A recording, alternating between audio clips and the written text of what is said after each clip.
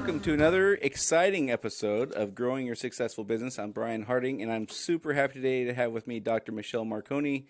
Thank you all for listening, and again, I'll remind you all, don't be afraid to tell a friend or a coworker or a fellow business owner about our little small business podcast here. My contact information, I'll give it to you one more time. It's growingyoursuccessfulbusiness.com or brianlharding.com. You can find all the links to our Facebook page there and our YouTube channel and all that good stuff. You can also email me if you have any questions, suggestions. You want to be a guest on here sometime, you can email me at brian@brianlharding.com. And today, folks, you better buckle up. We got Dr. Michelle Marconi on. A pretty outgoing personality, I'd say, to say the least, right? I think so. Yeah, I think so. You're going to hear her giggle and cackle. The over-under is 142 times today, I think, is the over-under on that. Okay. Michelle is the owner of Marconi Chiropractic and Wellness in Tacoma. You can reach them at 253-750-3381 or marconicw.com. Marconi is spelled M-A-R-C-O-N-I. So marconicw.com. They're located at 1002 Martin Luther King Jr. Way here in Tacoma. And get this, folks, they have a 5.0 rating on Facebook and on Yelp. Woohoo! Good for you. And a 4.9 rating on Google. They had one person give a 4-star rating. So that one person can just pound sand, right? That's right. If you're wondering what Marconi Chiropractic and Wellness does, well, let me tell you. They are a full-service wellness center that focuses on healing the body. They offer chiropractic, massage, acupuncture, hypnosis, thermography. Got it. Is it Reiki? Reiki, good job. Reiki, nutrition, personal training, yoga, cooking classes, cranial, sacral. Good Lord. And you do chiropractic for dogs and cats on top of all that. Yes, that's true. And horses. And okay. I would love to see somebody bring their horse to your office and Martin Luther King Jr. Way and unload that thing. It's only happened one time at my other practice in Bonnie Lake. I couldn't get to the horse, so he brought the horse to me. Gotcha. And so we had a bunch of people like watching, and it was pretty entertaining. I'll bet that is entertaining. Yeah. So how long have you been in Tacoma? I've been in Tacoma almost 3 years. 3 years. Yeah, okay. November 2016 is when I opened that practice. Gotcha. So what made you pick where you picked? You live 45 minutes away. Why'd you give yourself a 45-minute commute? A couple of reasons. One, it's always really important to, when you're building a practice, to go to a location that's up and coming. And people that have lived here in the Hilltop or Tacoma region kind of know a little bit more about Hilltop and know that it's actually growing tremendously. And so I wanted to work up here, and there was a building that was available, and it just kind of fell into my lap, and it worked really wonderfully, and that's why I'm here. But yeah, I do live in Bonnie Lake, so It's only like a 30-minute drive. Is it? I drive fast. I'm not surprised. I know. Not surprised at all. So I've been to your office a few times. You did a great job. You helped me out. I crawled in more or less. And then after a couple of visits, I was able to walk upright again. That was good.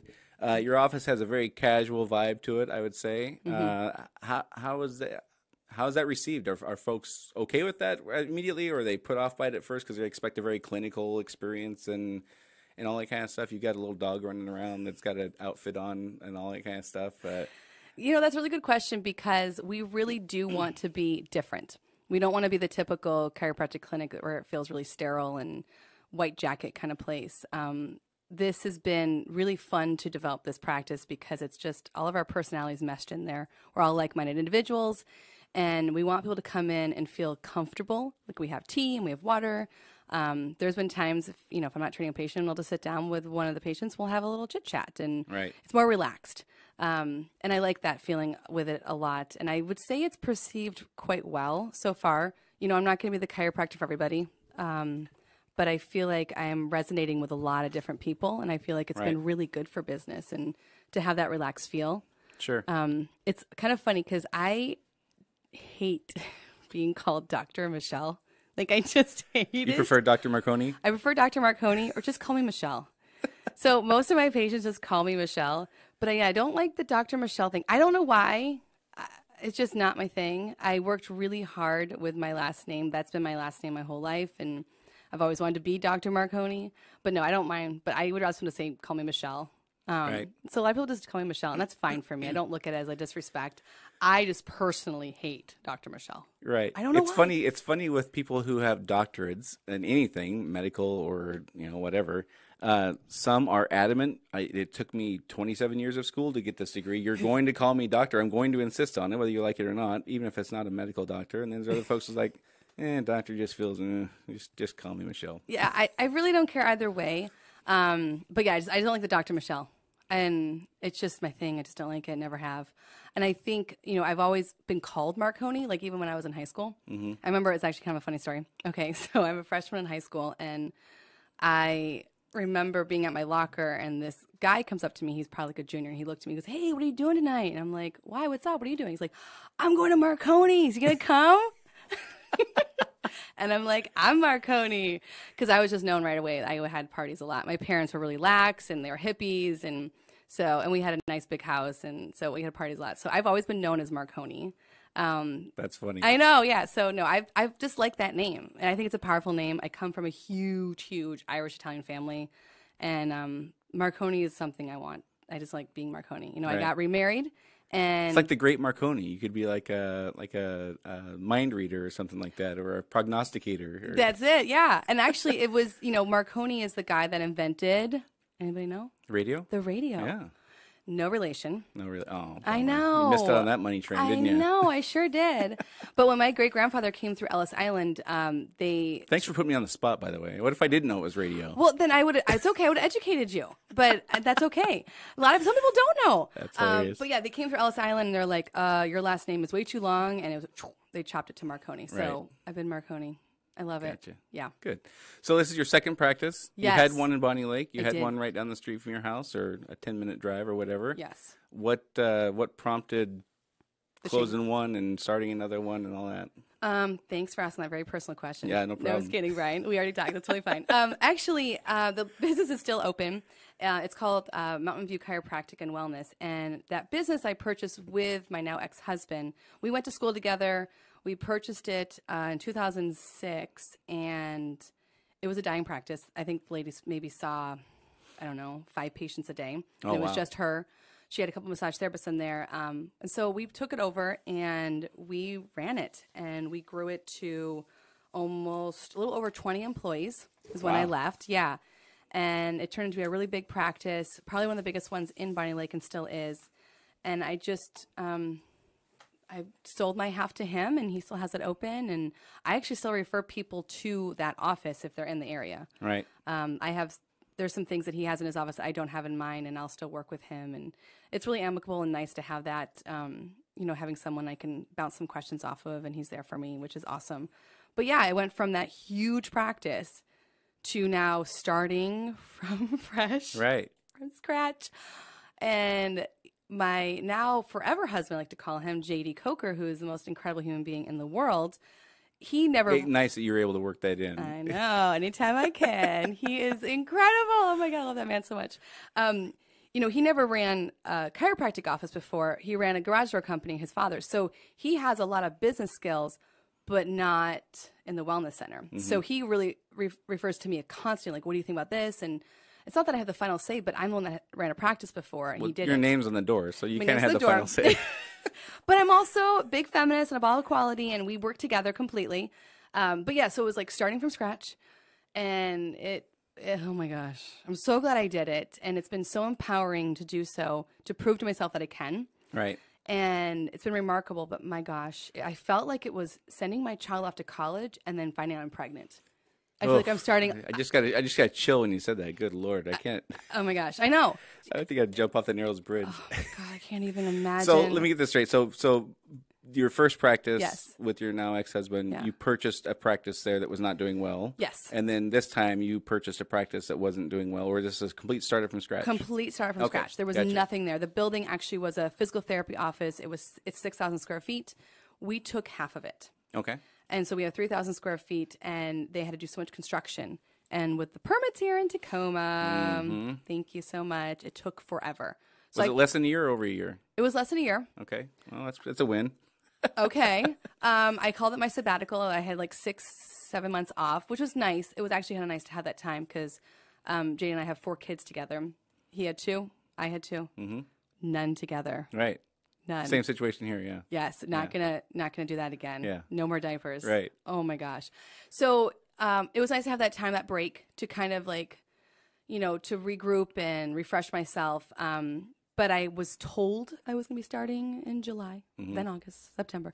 So we opened in November. So that was kind of frustrating, that part. But it worked out really well, and I joined some amazing networking groups. Right.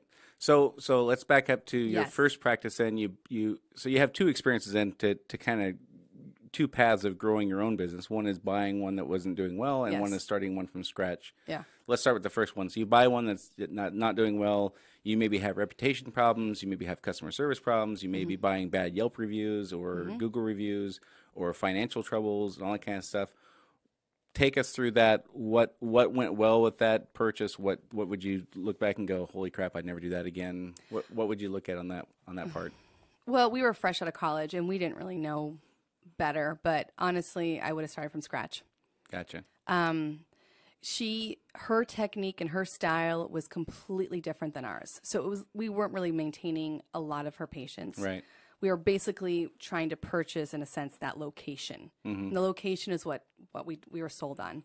So for chiropractors, location is super important. Sure. So many times we've gotten, and both practices, they're walking by. Right. And storefront, having that is super important. Some businesses not. They're just going to look you up no matter where you work or live, whatever. So this was important to have that storefront. So we purchased it because of that reason. She would treat a patient for 45 minutes. Our treatments are usually between 7 to 12 minutes. Right. So that's a big transition for patients. It was very different. And she used the activator, which if you're not familiar with the activator, it's like a clicky thing. Yeah. Okay. I don't. I use my hands. So that's completely different. So as much as we bought the practice, I felt like it was from scratch because we had to start all over again. So that was tough, but it was a learning experience. And we did purchase the items that were in there. There was an x-ray machine in there, which if you know how much x-ray machines are, they go up towards of $100,000. Right. So that was nice to have that.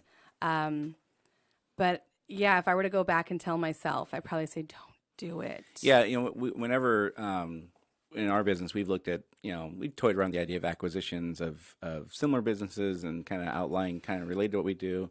And the advice we've always gotten from attorneys, our CPA, bankers, buy the assets, don't buy the business. Yeah. That's always been the advice. And after, hearing some horror stories and looking at some businesses to maybe acquire and things like that, that totally makes sense now because, again, there's all the skeletons in the closet you have no idea about until it's yours. Mm-hmm. You could be buying an L&I lawsuit. You could be buying all kinds of fun stuff that you would never even know about because they're not going to be super upfront about that kind of stuff when they're trying to get top dollar for their business. Absolutely. And that's interesting. You brought up the whole Yelp reviews and stuff. When we purchased it, 13 years ago, that wasn't as big back then. Right. I'm sounding old when I say things like that. Yeah.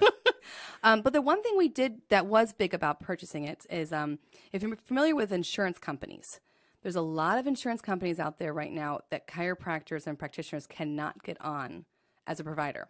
Gotcha. And so she offered that. Okay. There was an insurance company that has been closed and still is closed, but I'm on and my ex-husband is on too because of that reason. Oh. So there is that positive to that. That would be more exclusive to chiropractors and practitioners like that. But that was, I guess, almost priceless. Yeah. It's I don't even tell the insurance company. So you're kind of grandfathered into an insurance Yes. plan that you can't get on anymore. Gotcha. You cannot get on anymore. And it's the insurance plan is Regents, and Regents is a huge one, especially it's the Boeing. Yeah, it's my insurance. Yeah, a lot of people aren't on it. And the only way to get on it is to purchase a practice. Gotcha. Or be in a big enough clinic like my ex-husband's clinic currently. It's so big that most of the practitioners are grandfathered in because of that. Yeah. But if they were to leave, they wouldn't. But for me, since I've been on it for so long, I was able to take that with me to. So looking back, you would have, instead of purchasing the business, you would have purchased the equipment and tried to take over the lease or something like that. Something like that, yeah. Gotcha. But it's all looking back, and honestly, it was a great decision because it's brought us to where we are now. But it was definitely stressful, and I wish I would have had a lawyer, and I didn't have a lawyer when I bought it. What? You purchased a chiropractic business with no attorney. With no attorney. We don't make me feel stupid. Who do we have on next week? Is it a lawyer? Oh my God. Well, we had a contract, and it was a contract that was given to me from another chiropractic friend of mine, and we went through it and looked at it, and that saved us both a bunch of money not using a lawyer. And I feel like I'm being made fun of right now. That's okay. Yeah, a little bit. Yeah, definitely.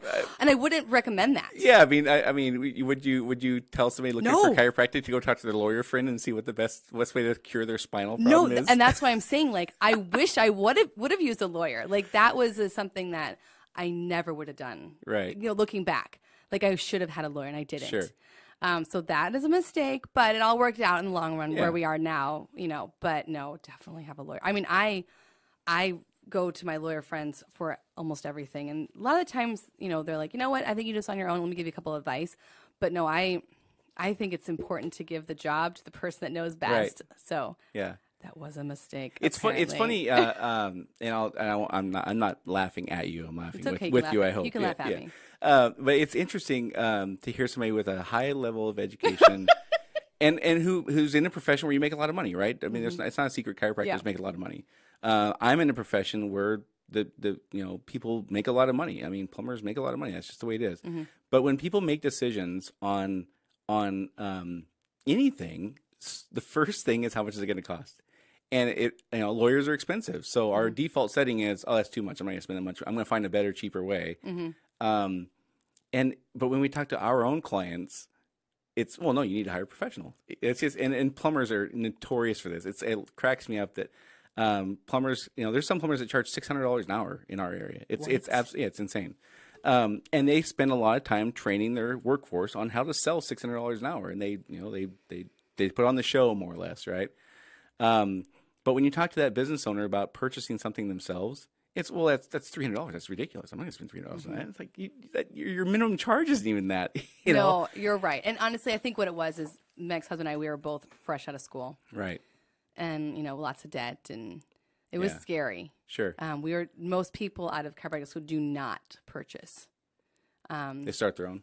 They start their own. We got a family loan that we paid off within a year and a half, but it's hard to get a loan. And so we actually had a family member that was helpful, which was nice. But that is why. But yeah, no, you're right. Like, I would never do that now. Yeah. So, and you know, I mean, looking, again, hindsight's always 20/20 and stuff, right? I mean, you look at, okay, an attorney would have cost, let's say, $5,000. Okay, that's a lot of money. But something could have cost you $105,000 if it didn't go right. Absolutely. The math is pretty simple when you look back on it, right? Absolutely. But again, I understand we're all in, you know, when you're starting a business, money's a big deal. It's not sometimes it is, it's a big, huge factor, and you just have to take a gamble sometimes, and I get that. And I laugh coming from a place where we've made our share of mistakes where, you know, we should have hired an attorney. We should have hired, I mean, ours was a CPA. We tried to be cheap and hire a bookkeeper. And the money we saved on the difference between a CPA and a bookkeeper was probably annually, you know, $4,000, $5,000, something like that. That bookkeeper costs us, in one tax error, that bookkeeper costs us about $17,000. So, I mean, I'm laughing because I can relate to it, not because I'm laughing at you. It's interesting I would expect folks who are in industries where they aren't making six figures plus to have that mindset. It's always interesting to me to talk to people who make a lot of money, who still have that default setting that I'm going to be cheap and I'm going to try to find the cheaper way. That was the old me, though, not the new me. So speaking of CPAs, we didn't have a very good one. And then we found one that was exclusive to chiropractors. Nice. And we didn't have to pay taxes for 3 years. Because you'd overpaid. Yeah. And he helped us out. That's nice. And he was way more expensive. So it was interesting once we realized it. Overall, obviously, it saved us a ton of money. Sure. But no, I understand that completely. And when I started this business, I don't even know how to do that stuff. I hired immediately. Right. I never tried it on my own. So in the first one, I'll just a couple more questions. I'll kind of wrap that part up. So the transition to the experience the customer had was night and day. You probably essentially lost all the clients that the previous owner had, and had to basically start bringing your own in, right? Pretty much, yeah. And then what other kind of things did you encounter, 6 months in or 18 months in after purchasing that you're like, oh, I didn't really know this was going to be a problem when buying an existing business? Was there anything else, or was just the customer experience was the big thing? I think the customer experience, we had to do a turnover of staff because they were used to something. And That's kind of what I was getting at. yeah, okay. So she only had like one employee. Right. And the employee was used to working very limited hours, and she got, 3 weeks paid vacation. And at the time, we were like, we're not going to be on Yeah, vacation. right. Like, we couldn't offer what she was getting.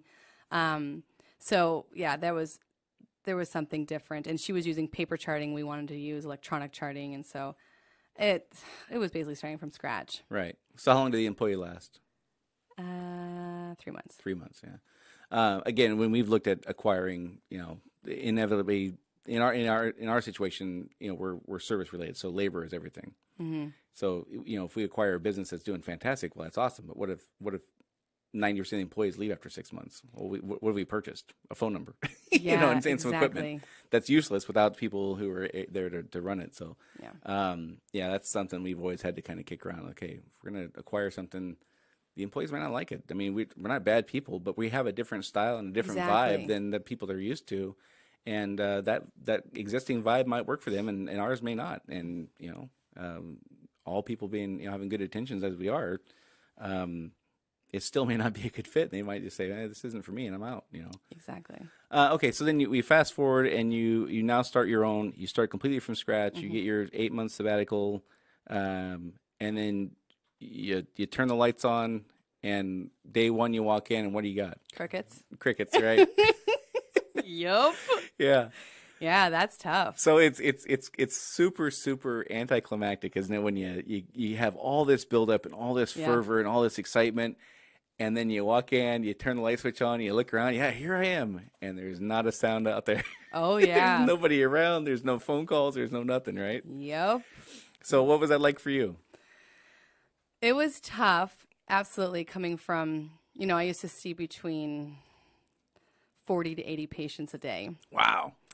So going to zero, that was tough. But again, I had created a little Easter egg for myself, like a little nest of like, okay, I can do this. And I knew how much time I had, and I try not to freak out. And I joined a networking group, Ignite You, which is amazing. Yep.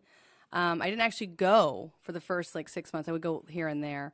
And once I started going, I was noticed a difference. But I started looking around the town, and we did this cute little what did we do? It was right before we opened. We had these pumpkin baskets, and we put fresh apples in them, organic, of course. Of course, yeah. With our brochures in it, and I would expected beef jerky from you. oh right, yeah, So we walked around, and you know what? That actually worked. I mean, not right away. Because Right. with all marketing, it's never. Yeah, it takes time. It takes time. But I actually got patients that way because they would say, you came by. And one of them happened a year and a half later. So you just walked around Tacoma with a basket of apples in your... Gave everyone a basket, a pumpkin basket Right. with apples in it and our brochures. And we just walked around and we got to know the businesses and introduce ourselves. Right. That helped. And we were on all of the, social media stuff as much as possible. Sure. And so it happened. It took some time. Yeah, it's funny. It's funny. I fear I'm always sounding like a broken record with this stuff because as we are, fleeing faster and faster, running faster and faster into the age of technology and internet and marketing online, all that stuff, it just feels to me like we are losing our sense of identity and our human interaction that I think people still crave. Yeah. So you can have the best online marketing plan in the world and the most effective, but going out and meeting your neighbors and handing out apples has a much bigger impact than having the best organic results on Google and you're on page 1 above the fold and yada yada yada. Yeah. And it's always interesting to me, and it's frustrating for folks who are struggling in their businesses who won't go out and do those kinds of things. Go out and actually meet people. They want people to come to them, but they don't actually want to go out and put the effort into meeting people and developing relationships. And well, my marketing guy says I need to do this, or my whatever says I need to do that. It's always interesting that like Joanne was on last week and she was talking about still writing thank you cards and what an impact that has. Yeah. And just that personal touch that we're just being catapulted away from, I still think is huge for businesses. You're right. Actually, it really is. I started going to the Hilltop Business Association meetings, and I wasn't a board member. I am now. And I said, I started in November, and I said something in February. I'm like, we should do a wine walk. Right. And they're like, okay, you do it. Of course. Like any good organization, when you have an idea, you're now the chairperson for that idea. So I was the chairperson for that, and we had it in end of April, and we were in the hole with that one, but we still did good. I mean, you had to purchase a lot of stuff. Right. We now had our third one on June 1st, and we are now way above the red, and we actually made a really good profit with it. Sure. So I think, I went into those business group meetings, and my face was there. Right. And I think that helped, that personal touch, that like getting to know people. Hilltop's a very close-knit community, and they want you to live and work there. Right. And I don't live there. But I work there, and I'm a member, and I'm part of it. And right. it took them some time to see that I wasn't just in there for a little bit. Like I'm actually a little bit there. of marketing. You're just there to promote your business, and then I'm Yep. out. Yeah. They saw that I actually care, and they're like, oh, so I'm starting to get a lot more Hilltop residents and business owners coming in because they feel that they're seeing that like, oh no, she's a staple here now. Right. Because that's what I wanted. I wanted to be part of it, and it's been really good that way. But I think you're right. We're losing that personal touch big time. Yeah. The whole, I guess I'm a millennial. I don't want to say that You out guess? loud. Oh my God, I found out I am. Oh my gosh, I was talking with Justin Crozier, and he's like, no, it was Nick McBaker, and he's like, you're a millennial. I'm like, no, I'm not. It's 84. No, it's 99 or something like that. No, it's 80. No, 81. 81. That's right. Yeah. The what's the one after that is up to 99. The Generation Z or I don't know. But I'm 82, and I was so disappointed because I make fun of millennials all the time, and then I'm putting my foot in my mouth because I'm a millennial apparently. Right. Yeah. So that was frustrating. But there are amazing millennials out there that are not the typical norm of what people are saying. So I make fun of it because my receptionist Michaela is incredible. And she's a millennial, but she's a phenomenal human being. And I can't function without her to a point where I literally will write a note, and I cannot read it, and I have to have her come in and tell me what it says. Your own note. My own note with my own handwriting. Yeah. So I make fun of millennials, but I love them. Right. But yeah, that touch needs to come back. Of like, that sounded inappropriate, but if I'm a chiropractor, maybe not. Yeah, maybe. But we have to be or more. it's even maybe much more inappropriate.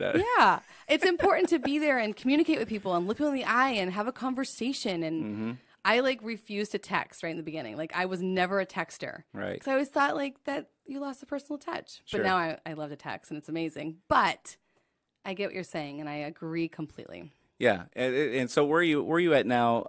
So you've been in business 3 years. Yes. And you started out with crickets, and Yes. and you had to go out and pound the pavement and hand out your satchel of apples and things like that. And where are you at now?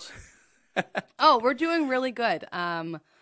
Really good. We're making a profit, and how long did that take? I would say that took a little over a year. Okay. And I was pretty happy with that. Sure. Yeah. So now I'd say I'm seeing patients about, on average, about 20 patients a day. Okay. And that's really good. Like I would like to go up to 40 patients a day. Right. I could. But I like 20. Like Really? I don't want to stop and say I don't want any more because I want to manifest that because I do want more patients. Don't get me wrong. But it's funny. I don't want to be that big practice like I was before. Interesting. It was too much for me. So when you started the first one, your goal was to be a huge practice, yes, right? And I wanted now that. you leave there and you start another one, and now you're not looking to be the largest chiropractic firm in the Western Hemisphere. That's not your plan anymore. No, and that used to be mine, but I don't want that. We built something and we had associates, and we was like the idea, oh, now we can go on vacation more often, and now we can do things because we have associates there. But what you remember is that the patients want you. Right. They don't want somebody else. So I toyed around the idea, do I get an associate, do I not? And the patients want to see me. Right. So if I've got a gazillion trillion patients, I'm at higher demand and I can't do the things I like to do. And traveling is a huge part of me and my core and my soul. Yeah. And so I want to be on vacation. And so I'm honest with my patients. I'm like, yeah, I'm here most days, but call. I just don't, and I don't want to sound like conceited or rude, but I want people to know that. And I do have other options if people, needed somebody. I have chiropractors that I recommend, but for the most part, people want to see me. Right. They don't want to see my associate or Right. So somebody else. if you built a big Yes. practice and you hired 3 chiropractors to come in, Yeah. they're going to develop really close relationships with their clients Exactly. who are going to want to only see them. I mean, chiropractic, you are touching the chiropractor is touching your body and, Yes. and not inappropriately or whatever, but Hopefully not. at least on your case, right? It is a personal thing though, and Yes. you're not going to want to see a different chiropractor every time you come in. And I briefly had an experience in Bonnie Lake where I saw a chiropractic company, and they kind of did rotate you through, and I only went like 4 times because I didn't like it. So essentially, if you grow a big practice, you're hiring people who are then going to become your competitors because they're going to develop those relationships with the clients you're paying the marketing to get. You're paying them to do the work, and they're going to say, well, I've got 40 or 80 or 600 or whatever the magic number is, clients who only want to see me. Why wouldn't I just go start my own firm? Well, that's where contracts come into play. But yes, exactly. So I don't want to be that huge practice, but I would love to see more patients still. Gotcha. But in a way that I can still do trips and I can still do things. So you're able to find some balance? I want to find balance. That's been my word for 2019 is balance. Gotcha. I think it's really important, and I was raised on traveling, and it's really important, and I wasn't able to do it as much. And not to be so personal, but like that's one of the reasons why we divorced. We never did anything together. Yeah. I would vacation on my own. He would never join me because he felt like one of us had to be there. Gotcha. And so we were developed this practice that we thought we wanted, so we could have associates do it, but then it never happened. And right. So then it's kind of the classic situation where you create the monster that then owns you. Yeah. Exactly. So before I forget, and we'll come back to this other the vacation and stuff like that. But you talk about employee contracts. So I'm assuming you're talking about like non-compete agreements and things like that. Yes. Which is why that's another reason why I'm in Tacoma. I have a non-compete. You have a non-compete to be in Bonnie Lake. You can't be within 20 miles or whatever it is. I think it's 15 miles. 15 miles. Yep. Okay. So for 5 years. For 5 years. Yeah. Okay. So I've heard over the I work in an industry where non-compete agreements are a thing. Yeah. But depending on which attorney you talk to, some say they're enforceable and some say they're not. Blah blah blah. What's your thought on non-compete agreements and how realistic they are to enforce, and is it worth the hassle and all that kind of stuff? I definitely agree with you. I don't know how enforceable it is, but ethically and morally, I think that's pretty bad. If you sign something and say you're not going to do that and you do it, what's that? I think that's really good. But people still do that kind of stuff. So I ethically just won't do it. You're looking at a guy who started his own business, right? You started your own business, right? Yeah. And so our was there a non-compete with you? There was, and hold on. The way our non-compete was worded for the company I worked for was they can't stop you from opening a plumbing firm, a plumbing company. Yeah. They can stop you from soliciting their customers. Okay. Yes. Exactly. And so we adhered to that. And again, depending on which attorney I've talked to over the years, having moved around a few times within the plumbing community, there's always this threat of, especially for somebody who's in sales like I was, that they will come and tell you can't do that. And one of the attorneys explained it to me this way. It was basically, listen, they can't keep you from having a job. They can keep you from actively pursuing their customers. And what they will do, while it may not be completely enforceable in Washington is a state that doesn't look super kindly on non-compete agreements, but they can take you to court and make you pay $20,000 to prove that you're right. Yeah. And that's a big enough deterrent in and of itself for most folks to not violate the agreement. Exactly. And so that has kind of resonated with me. It's like, okay, well, that makes sense. That I may be victorious, but it's going to cost me more than it's worth to fight it.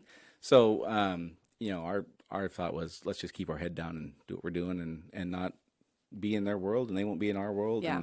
And so for the first couple of years we did. And our non-compete agreements in our industry are only a year. Oh, okay. So for the first year, we just kept our head down, and if we knew that they had a customer, we just stayed away from them. We went to the place next door. We didn't, who cares? Which sounds really ethical to me. That sounds good to me. With that being my ex-husband and my ex-partner in business, and we have children together. Right. I didn't want to rock the boat with that. So mine was very different because I didn't want to. And, I actually do work at Sumner CrossFit, which is a town next to mine. But I asked for permission from him, and we put it in writing. Nice. So what I was getting at is when you hire people now, Yes. you have them sign this agreement, and you sound like you feel like it's an ironclad contract that you have with them. What makes you feel confident about that is what I was really getting at earlier. Okay, that's what's so funny. So in my old practice, we made everyone sign contracts. I Not all my employees have signed contracts. One of them works another place nearby, but we talked about it beforehand. Mm-hmm. So I've been a little more lax in this business than this one. It's so embarrassing. Oh my God, I should be more like I was before. But I've created a very different practice now. Right. Not as big as I was before. Right. But it's a little more unique. But yeah, I would. It's tough in the Tacoma area. Well, it's tough in general. I mean, who wants to be the person who has to have a contract for everything you do? Yeah. It creates an icky environment that wouldn't be attractive to a lot of employees. So, I mean, as long as you're comfortable losing whatever it would cost you, if they completely violated your trust, and if you're okay with that, then who cares? Move on. Exactly. Like I have a couple massage therapists. I have an acupuncturist. The acupuncturist I worked at with my other practice. I've known her for 10 years. And my husband works for me, and he doesn't have a contract. And okay. Yeah. Your husband works for you? Well, yeah, he's a massage therapist. Okay. So it's your business. He's an employee. Yes. Okay. On payroll, yeah. On payroll. Yeah. And so he's not on the it's your business, right? Yep. Marconi's on the door. Yep. And that works okay. That works okay at home. It works okay at work. And oh yeah, absolutely. It works out fine. I try to imagine. Stacy would kill me. Is Stacy's name on your business? No, too?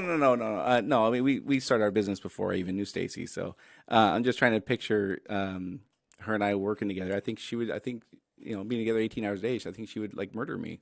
You think she'd murder you? I don't think so. I don't think I'm kind of hard to get along with sometimes. I don't know if you know that. Really? Oh yeah. I can be a little stubborn. You seem nice though. It's a great act. I'm a super good actor. Oh, really? Is this just your side job, and then you actually are an actor? Yeah, something like that. You're just playing like a plumber or something? Yeah. Okay. I'm not even a plumber. That's See, that's right, how good of you an own a actor I am. That is a pretty good acting. Yeah, okay, I get it. That's funny. But you said one of the things that really worked when you started the first business was that you and your husband at the time built the business together. Yes. And that is, okay, so all kidding aside, so when you're starting a business, it takes, it's not a 40-hour week gig. No. You don't get to clock in at 5 and clock in at 8, clock out at 5. Yeah. So you're working a ton of hours. Yes. You're not producing anything except for debt. Yes. When you start out, right? You're not making any money. Yep. So the person who's not doing that is home alone all the time, and all they hear from you is, now we owe more. Yeah. Right? Not only am I not bringing a paycheck in, now we owe $500 more than we did last week. Yes. And that is stressful for relationships. Yes. That is really tough when one person is the one starting the business and one person is doing their quote unquote normal job or whatever. Mm-hmm. So you mentioned that earlier, that it was beneficial having both of you in that boat. So you were both experiencing the same thing. You both were in it together as far as knowing why you were putting all the effort in, why it took all the hours, why you weren't producing any money. Yeah. That I could see where that would be totally helpful in starting the business for sure. Yeah, and I mean, we can joke that I think it's important to work with for me, it's important to work with my spouse, and now I'm on my last marriage. My forever marriage. This is the prerequisite for you to get married, that you have to work for me? Is I know, right? It's awesome. Okay, actually, that's kind of funny because I met my chiropractor when I was like 14, 16. That's when I decided to become a chiropractor. And he worked with his wife, who's also a chiropractor. So when I met my now ex-husband, I was like, I'm going to marry you. That's awesome. Yes. So I really did want to work with my spouse. I kind of grew up with my parents kind of always being around each other and doing things together. And that was what I was kind of raised with. So, yeah, I think it is important because we were always there together. We did our events together. We did our marketing together, and we understood it together. Because I remember when I was on maternity leave, I would have moments where I'm like, what are you still at work? And I'd have amnesia, and I forgot, like, oh, wait a minute, owning a business is different. It's not 9 to 5. Right. There's more things you have to do. And 9 to 5 is just when you do the thing. You make your widgets or sell or whatever. The 9 to 5 is just... That's just the requisite to be in business. That's not where the work really happens. Exactly. So, yeah, I think it is really good. And it was really good for JD and I to work together. He quit his job. He was worked he ran his father's garage door company, and he quit that, and he was working with me. We're working together. And so he got to know the ins and outs of opening a business, too, because he didn't know anything about chiropractic, really, except for, my adjustments. Right. So that's been helpful. And now he knows a lot more, too. And so now he can be more of a partner versus like an employee in my eyes, because I can turn to him for lots of ideas and help. Right. The other thing you mentioned was you enjoy hiring friends. I do. Which, again, is contrary to almost everything I tell people. I know. always tell people, do not hire your friends. I know. It's the worst thing you could possibly do, because if you like the person, don't hire them. If you don't care about the friendship, then hire them all you want. I think what's important is you need to hire someone that will respect you. So a lot of times, sometimes maybe like a friend or like a brother or sibling maybe not respect you because they feel like they can talk differently to you or something. I don't know. But if you can have a friend who can also respect you and know the boundaries, then I think that's perfect. I've had 3 associates that I've hired back in my other practice, and they all have been friends, and they all worked incredibly because as chiropractors, they came in wanting us to succeed and us wanting her or them to succeed. Right. So to me, that has worked out the best because they're invested in me and invested in the practice, and to them, it's not a 9-to-5 job either.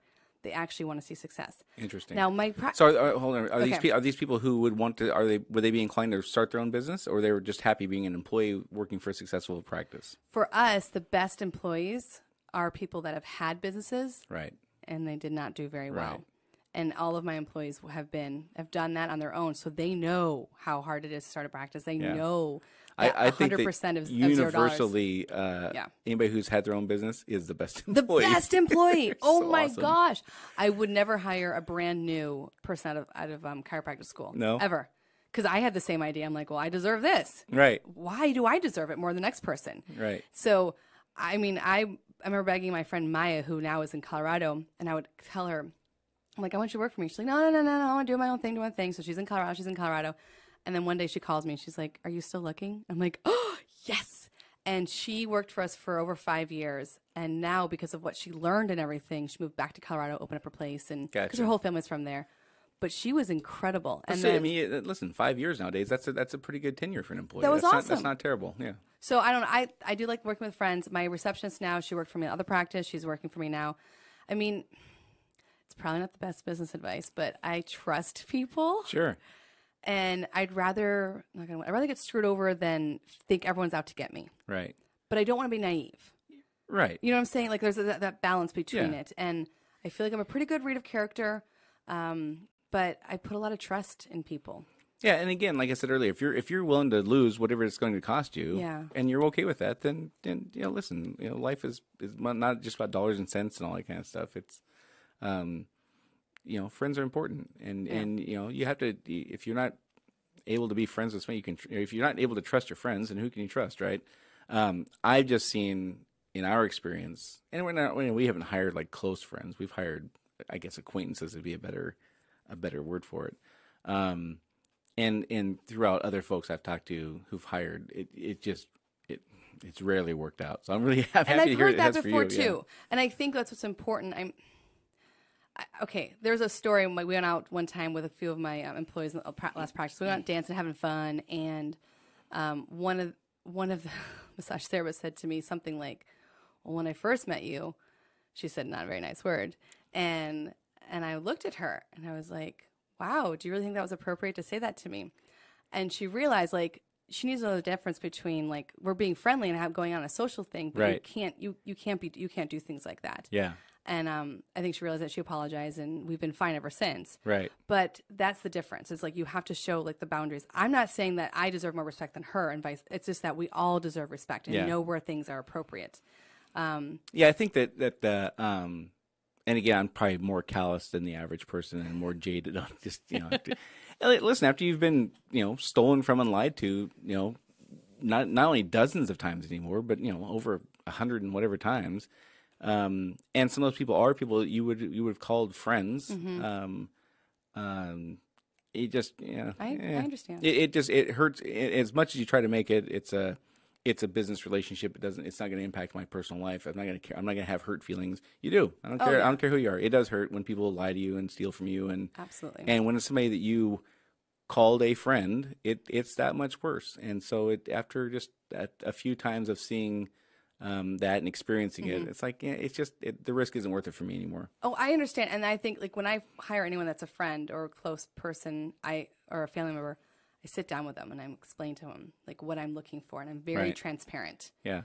Like very, very transparent, and I explain it, completely every little thing, even the weird nitty gritty stuff, and I go over that. My mom used to help me out once in a while at the front desk. And I had to be like, Mother, I love you, but Yeah. to maintain our relationship, Yeah. I can't have you Yeah, work you're for me fired. anymore. Yeah. And she worked for free. Like, she was just amazing. Like, she would come and help out. But my mom wasn't there as often. So let me get this straight. You fired your own mom? I did. Oh, that's awesome. But she didn't work, she never got paid. And we joked about it, but I was like, I can't work with you, Mother, because she's my mom. Right. And, you know, sometimes she has tone and she's like, Michelle, come here. And I'm like, Mom, you got to say Dr. Marconi, and Mom, you can't do that. So, yeah, But again, then I had the sense to say something right away and be like, I love you, but no more. Right. Because it could have turned into that animosity or that frustration. And don't get me wrong, I have been screwed over, but not as many times as you, for sure. And I know it's weird that I say that, but yeah, I really do like hiring people that are close to me. Right. That's funny. That's funny. Yeah. So you have to be an employee to be a husband. Yeah, apparently. And even your mom is not safe from the pink slip. Okay, That's what we've learned so far today. That's what we learned so far. Yep, exactly. So what kind of things do you look back? I mean, what are just a couple of things you look back besides the not having an attorney when you got made the purchase and things like that? What are a couple other things you look back and go, holy smokes, I can't believe I survived making this decision, or what have you seen other peers not do well that cost them big time? Yeah, I have a lot of chiropractor friends, and I've seen some that have not done well, and I see them purchasing the most expensive new gadget and spending a lot of money up front, right, without having the clientele to back it up with. And so I say always go slow. Take your time. There's no rush. Yeah. I mean, being a chiropractor, all I need is a chiropractic table. Like, I don't need much. Right. And the purchasing the big equipment makes complete sense until you've experienced the day one where you walk in, turn the light switch on, there's crickets. Yeah. Because you don't expect that. I mean, you're super optimistic. You're super gung ho. I got a building. I got a business license. I got all the credentials. I got all the trains moving and things. It's just momentum's happening, and I can't help but be successful. I have to have the best to be the most noteworthy chiropractor in the world. And then you walk in and you experience that moment where your heart just sinks and you're like, holy crap, what did I do? Yeah. Until you've experienced that, buying all the newest and greatest makes perfect sense. Yeah. But once you have, now you're like, okay, well, then let's is there a used one in Connecticut I can drive and go pick it up somewhere? Oh, I got a lot of used stuff. Absolutely. Yeah. I had to. I mean, things they add up. Right. Time. Right. So you haven't experienced that necessarily yourself, but you've had friends who've done that. Anything else stand out to you that you would look back and tell somebody what would you tell somebody who's you said you got profitable after a year roughly, which is pretty good, and that's still pretty rapid. What would you tell somebody who's 14 months in who's not quite there yet? What would you say that you can look back on your experience and go, okay, well, here's where we kind of turned the corner, or things kind of turn around after this happened or whatever? What would you say? I'd probably tell them to start marketing better as in networking, like maybe going to a networking group, or if you're a chiropractor, finding local physical therapists around you or medical doctors that you can work with. I put on a female medical doctor thing at my office, and they've actually asked me to come back and speak to them for an hour about veganism and nutrition and chiropractic care and how I can do to help them and help their patients. So I would say in your profession, go to things that could refer to you. Right. And show who you are. I mean, not just go to the people that live around you, but definitely the professionals. Right. Well, and again, that's one of the things that seems, it doesn't seem like the logical thing to do when you're struggling, you're not making money, you're putting in a ton of hours, to then go invest in something that takes more time, costs more money. That's absolutely doesn't seem like the right thing to do. But you're right. If you're in that situation, you don't have a full slate of customers or clients. You've got to go out there and get your name out there. You do. Any way you can. So you said you're a bit of a marketing expert. What's your take on that? What are you really good at as far as marketing goes? What's really worked for you? I think being personable and being transparent has been really good. I think as a chiropractor, you kind of have to sell yourself a little bit, or sell your technique and sell what you're doing. And I think a lot of people that I've been around that are chiropractors that don't do that well are not good, like, people skills. Right. And I think it's really important to have that. But I think joining a networking group or being part of associations, whether it be the Lions Club or Rotary or boards or Ignite You's an incredible one, the different ones like that, I think is going to help you the best of just getting yourself out there. And I think it's not about having the most beautiful brochure or the beautiful business card. It's, go to the fairs, go do things like that. Let people talk to you. I mean, what does it cost me to sit there for 5 minutes and talk to them about nutrition or talk to them about chiropractic? And Right. Let them ask the questions. Some people are scared to go to places because they feel like it's going to cost them something. Right. So if you're there at a fair or someplace and you're just available, that's priceless. Right. So that's how I would say the best marketing, in my opinion. Yeah. Again, everything goes back to relationships. Yeah. People buy from who they know, like, and trust. Exactly. That's been that way for 1,000 years, and it'll probably be that way 1,000 years from now still, even as much as we are getting sucked into technology. So tell me about going to chiropractic school. Were you a good student? Okay, so I was a good student, but I busted my tush on it. It Yeah. was, did not come easy. You know, I was a B student, A student, but it definitely had to work hard. I wasn't the kid that didn't have to study. Yeah. I studied a lot, and I worked really, really hard, and I went to undergrad, and I got that done in 2.5 years versus the normal 4 years because I didn't like school. Right. I wanted to be out of it. Yeah. And I worked really hard, and I studied, and I was in school constantly, and I wasn't the typical. I went out for parties and everything.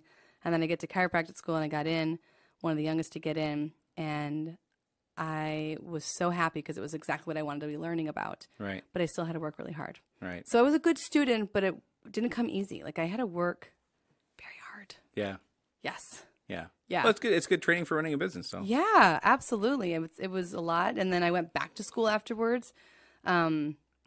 300 hours of learning internal disorders and nutritional deficiencies after school, thinking I would never go back to school again. And I just wanted to keep learning. Right. So now I think I'm a really good student. So the majority of our audience is probably busy people running businesses, whether they own them or manage them, whatever. Rock stars. Give me 3 health tips for people who are busy and don't Yeah. have the time and blah blah. Give me your top 3 health tips, and don't give me that diet and exercise BS. Yeah, Okay. I hear that all the time. That's not. I'm just kidding. Okay. Of course, so of course, don't it's diet and work exercise, out, right? Don't eat right. Make sure you get up every hour at least and move around. Okay. Don't let your tushes get flat. All right. Especially for men because then it exposes your prostate. You're being serious. I'm being dead serious. Okay, I thought you meant. Okay, I thought you were kidding. So men's flat butt is a real thing. That's not Yeah. like. Oh, okay. It exposes your prostate. I and thought it was actually just my increases your wife risk of making getting- fun of me not having curves the way she No, likes. it's Okay. super. Yeah, it's really Gotcha. bad. All right. Drink half your body weight in ounces in water. Okay. Every single day. All right. And then Can you drink too much water? I would not drink more than your full body weight in ounces. So if you're 150 pounds, no more than 150 ounces. Which is how many gallons? A gallon is 120 ounces. 120 ounces. Okay, so don't drink over a gallon a day unless you weigh 600 pounds. Yeah. Okay. But you can drink your whole body weight in ounces if you want. Okay. I would say my last one. Get up and move every hour. Drink plenty of water. Yep. And eat organic whole foods. Organic whole foods. Mm-hmm. Okay. Organic chicken being the top of your list. Absolutely not. But if you for are those going to eat chicken, For make those of you sure who don't it's know, organic. Michelle's a vegan. That's why I'm giving I'm one her of a those hard time. vegans. Yeah. Oh my gosh, those vegans. Yeah. So you're a feminist and a vegan. Well, aren't you a feminist? I'm all for like down the middle. Like everybody should be equal. Well, Not. do you know the definition of feminism? I don't have it memorized. I have it memorized. Equality for men and women, especially in the workforce. Gotcha. That's all it means. Okay. It's not about Well, then I feel like I'm then they superior. should change the name to equalism or something like that. They should, but the reason why it was because women had to fight for that. You know, still to this true. day, some women don't get paid the same as men. Now, luckily, in my profession, All right, I don't want to get on a political thing here, but I do. I got a serious question for you. Okay. And I don't want to get into political thing. That's not my. Oh, that's no. not my deal at all. I heard the thing yesterday or this morning, either this morning or yesterday. It said that women are now making 85% of what men are making. And okay, whatever. How much of that do you think is because women choose to be school teachers and men to choose to be engineers? no, I think what they mean is that in the specific profession. I know what they're Oh, saying. okay. I wonder. I guess. Do you really think that's true? That okay? Yeah, I do. That I'm going to pay this chiropractor $140,000 a year because he's a man. I'm going to pay this chiropractor $127 because she's a woman. You really think that happens? Yes, I do. Okay. Now, Cheers. luckily in my profession, insurance companies don't bias that. So I don't get paid any less for being a woman. Right. Oh, well, that's good. It's very good. It doesn't matter what sex I am. It's The reason I ask is I'd never experienced that in my career. Yes. At least I know of. I mean, maybe it's happened. I don't know. No, it and I've definitely worked happens. I've worked in an industry that is predominantly male, but there aren't a ton of women plumbers, so obviously that part wouldn't matter so much. But I worked in another industry before I got into plumbing, where women had some very powerful positions, and I don't know, it never Because you're not around it. Doesn't make any sense to me. I guess. Yeah. Okay. Okay. So we got the top three was whole organic or organic. Whole foods. Whole foods. Okay. Meaning not processed. Not processed. Yeah. Okay. Like gotcha. you can understand the ingredients in there. Right. And of course, I prefer vegan. But if you're going to do it, whole foods that you can read. So yes, organic chicken. Yeah.